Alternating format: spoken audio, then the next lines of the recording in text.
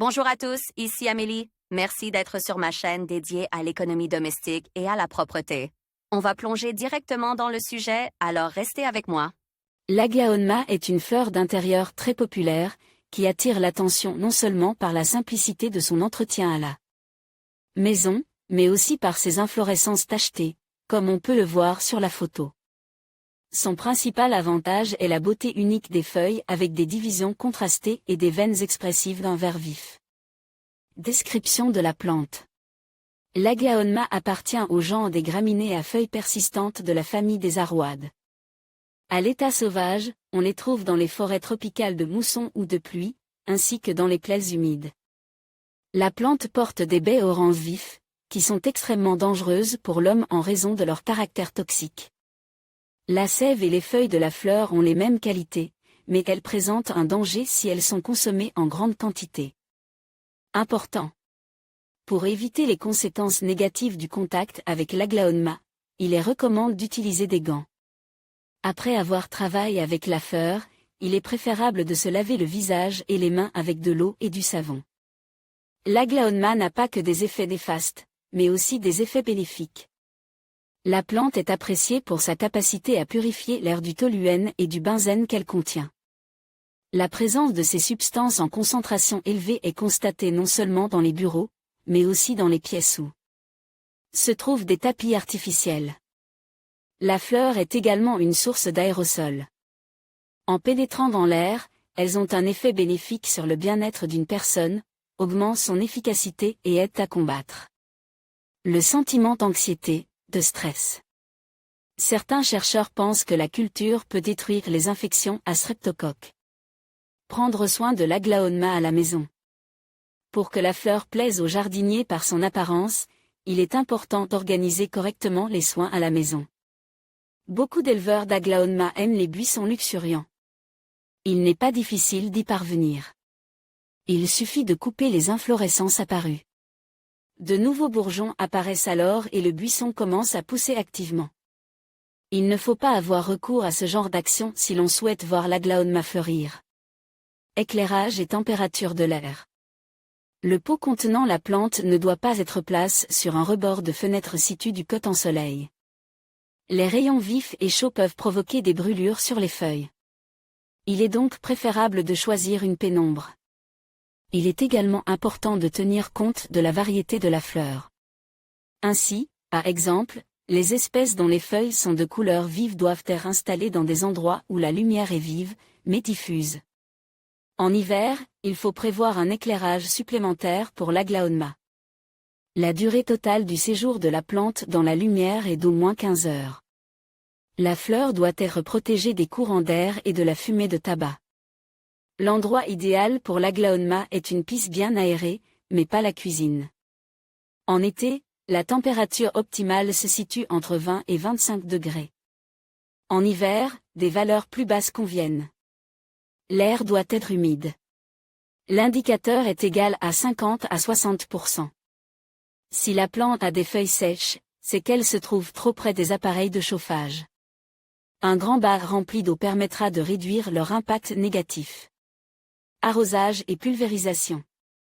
L'aglaonema, même à la maison, est considéré comme une plante qui aime l'humidité, ce qui est facile à comprendre si l'on pense à son habitat principal, les forêts tropicales et humides. Du printemps à automne, la fleur ne doit pas être arrosée plus d'une fois tous les 7 jours. Important, n'utilisez que de l'eau bien drainée et douce pour l'arrosage. Sa température doit être proche ou égale à la température ambiante. Règle obligatoire, entre 2 arrosages, la couche supérieure du sol doit sécher sur une profondeur d'au moins 3 cm. Le non-respect de cette règle entraîne une stagnation de l'humidité et, par conséquent, le développement d'infections fongiques.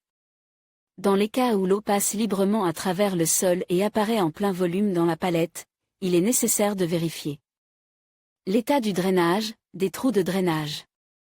Arrosez l'aglaonema très soigneusement, en excluant l'humidité sur les feuilles. Sinon, des stries et des taches esthétiquement inesthétiques se forment sur les feuilles, comme sur la photo. C'est pourquoi il n'est pas recommandé de vaporiser la fleur pour augmenter l'humidité. Il est possible d'essuyer la fleur avec un chiffon imbibe d'eau d'irrigation. L'alimentation. L'entretien de la plante implique non seulement un arrosage régulier, mais aussi une alimentation. Les engrais minéraux sont introduits 2 fois par mois. Ces substances doivent obligatoirement contenir de l'azote, du potassium, du phosphore, des oligo-éléments.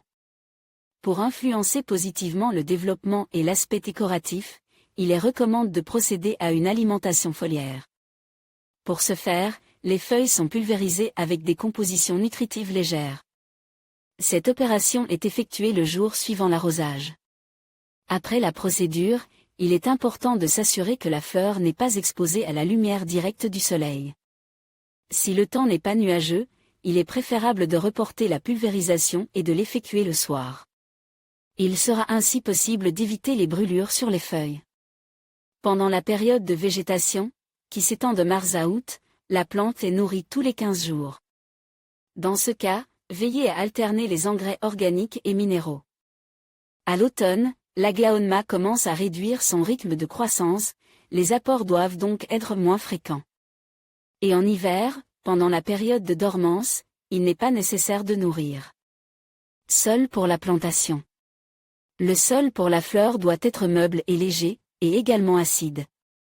Pour obtenir le meilleur sol, qui maintiendra un équilibre entre l'eau et la respirabilité, il est recommandé de respecter certaines proportions. 2 parts de gazon en feuilles mélangées à des parts égales de tourbe et de sable, 1 part de tourbe, la même quantité. De terre à gazon, 2 parts de sable fin de rivière, 1 part de sable et de tourbe, 3 parts de terreau, 1 demi-part de charbon. Et d'humus, en proportion égale de terreau, de tourbe, de sable, de terre de conifères. Conseil. Il n'est pas nécessaire de choisir soi-même son substrat. Aujourd'hui, les magasins vendent un nombre suffisant de mélanges prêts à emploi. L'aglaonema pousse bien dans les sols conçus pour la culture des violettes, des bruyères et des azalées. Rempotage. L'aglaonema pousse lentement. Pour que l'arbuste se développe pleinement et qu'il soit luxuriant, il est extrêmement nécessaire de le rempoter, ce qui se rapproche le plus possible des conditions naturelles. Dans cette optique, les spécimens adultes ne sont pas transplantés plus d'une fois tous les 4, voire tous les 5 ans. La transplantation des jeunes plantes se fait chaque année. Lors de l'établissement du calendrier de la procédure, il ne faut pas seulement tenir compte de l'âge de la fleur, mais aussi de l'état de la plante. Il convient également de prêter attention à l'état de la motte de terre. Plus elle est tressée de racines, plus le moment de la transplantation sera rapide. Les saisons optimales sont le printemps et l'été. Le système racinaire de la plante est en forme de lobe, superficiel. Cela signifie que vous ne pouvez pas utiliser un pot profond. Il est préférable de choisir une version large et peu profonde. En général, lors de la détermination du volume, on tient compte du fait qu'un quart de celui-ci est consacré au drainage. Il est important de le rappeler. L'aglaonema qui vient être achète ne doit pas être transplanté avant 2 ou 3 semaines. Intéressant. Il est possible de cultiver l'aglaonema sans terre. Une solution nutritive spéciale suffit. Propagation de la plante par bouture. La multiplication par bouture n'est pas très difficile. Il est important de respecter certaines règles. L'opération s'effectue en même temps que la coupe des pousses afin de stimuler l'émergence de nouvelles pousses. La meilleure période pour cela est le printemps.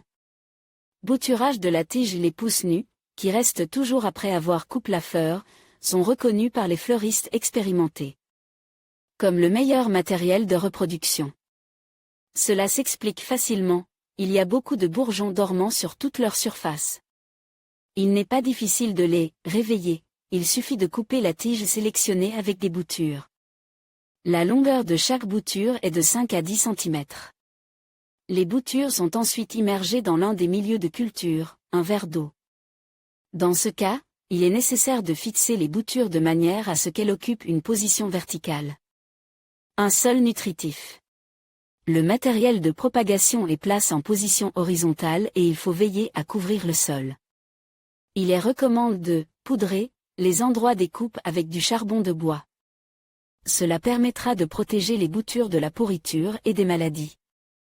Pour que les racines s'enracinent plus rapidement, il est souhaitable que le matériel de départ conserve son feuillage. Si les boutures ont enraciné dans l'eau, dès l'apparition des premières racines, elles sont plantées dans un substrat nutritif, à raison d'une par pot. L'éclairage doit être de très bonne qualité. Il ne doit pas être direct, mais diffus. Les plantes obtenues ne seront prêtes à être transplantées dans un grand récipient que lorsque la motte sera bien tressée de racines.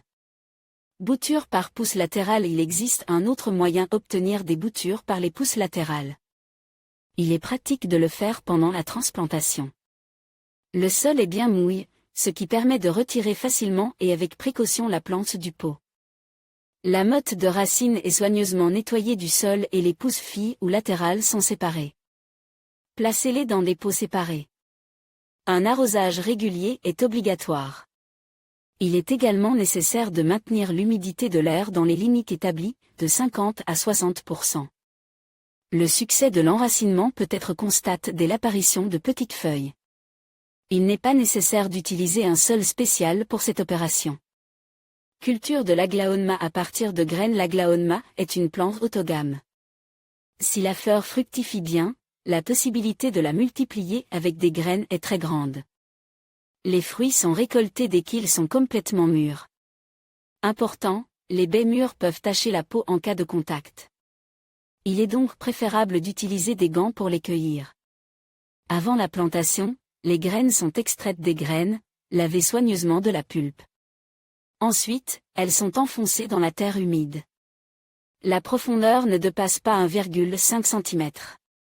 Couvrir le dessus avec un film. Placez le tout dans un endroit où il est possible de maintenir l'humidité et la température. Les premières pousses peuvent être observées après 20 ou 25 jours. Dans de rares cas, le processus peut durer environ 3 mois. Dès qu'une rosette de feuilles d'un diamètre de 5 à 7 cm est formée, la couleur est cueillie. Elle est ensuite transplantée dans un sol composé de tourbe, terreau universel, perlite. Tous les composants sont pris en proportions égales.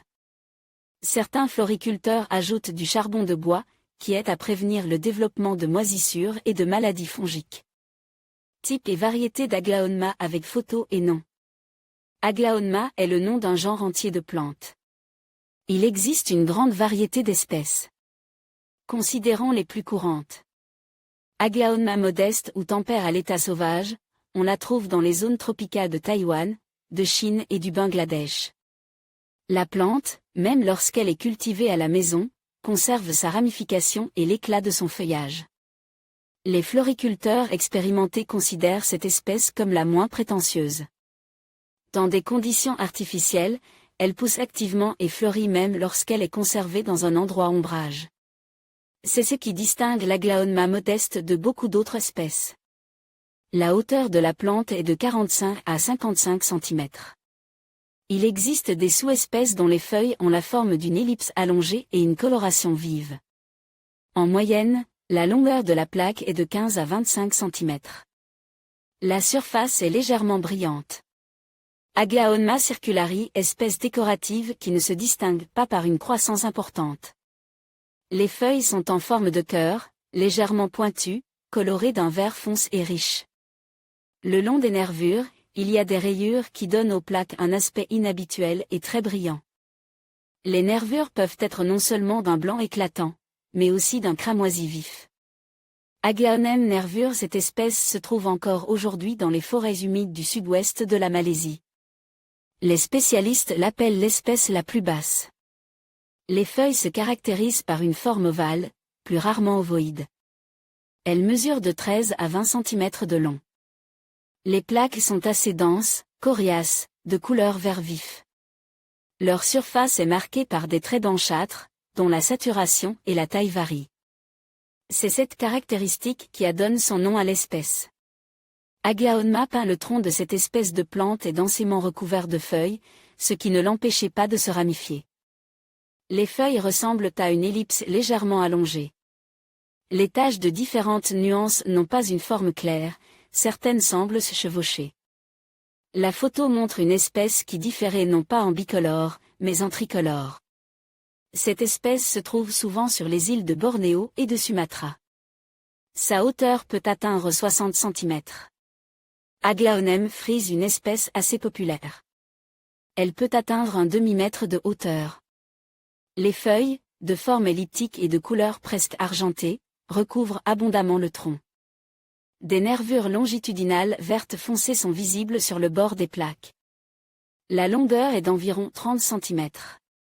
Le bord est légèrement ondule, d'où le nom. Aglaonem inconstant se distingue par un motif très fin et délicat, surtout si on le compare aux espèces considérées précédemment. Mais les différences s'arrêtent là.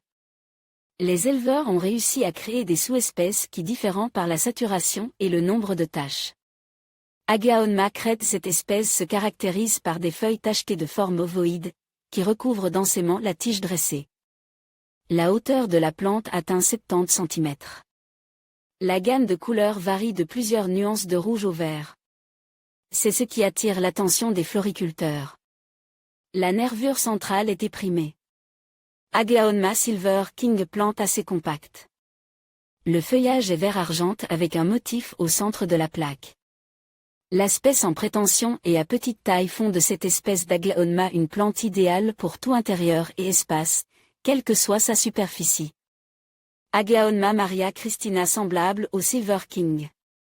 Cependant, le motif blanc est concentre non seulement dans la partie centrale, mais sur toute la surface des feuilles.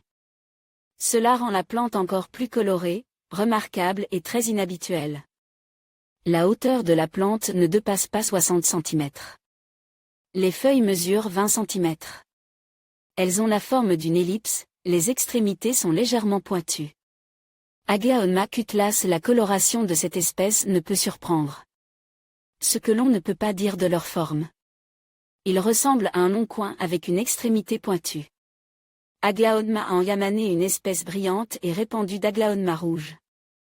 Les feuilles sont très grandes et ont la forme d'un cœur.